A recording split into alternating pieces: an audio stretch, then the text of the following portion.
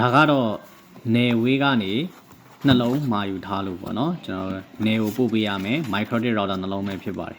အဲ့တော့ဒါကတော့ microtic router လို့ခေါ်ပါတယ်ဒီကောင်က L009 ဖြစ်ပါတယ်ဘယ်နေရာမှာသုံးလဲဆိုရင်ကျွန်တော်တို့ internet တွေကိုဘောင်ချာကုတ်နံပါတ်တွေနဲ့ထုတ်ပြီးမှရောင်းစားခြင်းတဲ့အခါမျိုးမှာ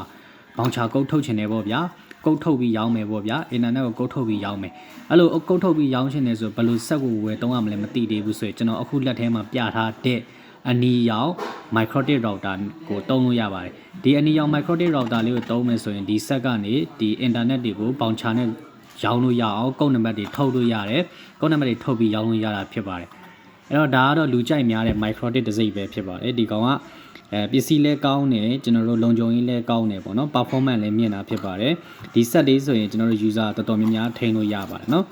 အဲ့တော့ဒီ set လေးထဲမှာဘာတွေပါဝင်မလဲဆိုရင်သူ့ကိုကျွန်တော်တို့ red type ပေါ့နော် red မှာဆင်ဖို့အတွက်ဆိုရင်သူ့ရဲ့ဒီလက်မောင်းလေးတွေပါတယ်ပေါ့နော် red type red မှာဆင်လို့ရတယ်ပြီးကြရင်ဒီသူ့ကိုဒီ red type မှာသုံးဖို့အတွက်ပေါ့နော်သူကဒီ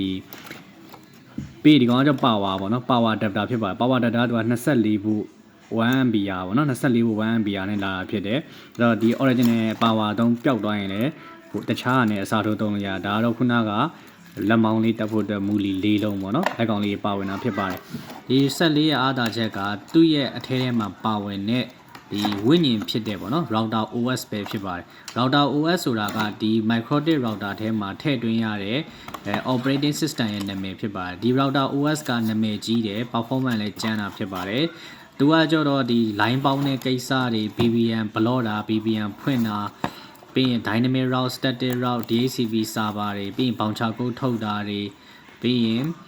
ကျွန်တော်တို့ firewall rule ရေးတာတွေပေါ့နော် firewall ရေးတာတွေကအစားလုပ်လို့ရတယ်ပြီးရင် internet line ကောဘဒူကိုတော့ဦးစားပေးမယ်မပေးဘူးဆိုတော့ဒီ query တွေပေါ့နော်ပြီးဘန်ဝင်းကတ်တက်တာတွေစသဖြင့်ပေါ့ဒီကောင်က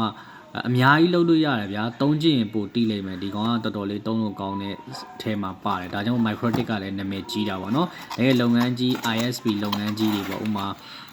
လုပ်ငန်းတွေရှိမှာဗျာISP လုပ်ငန်းတွေမှာဆိုလဲဒီ microtic router ပဲတုံးကြတာဖြစ်ပါတယ်ဗောနော်ဒါကတော့ဒီတပိုင်တနိုင် router ပေါ့နော်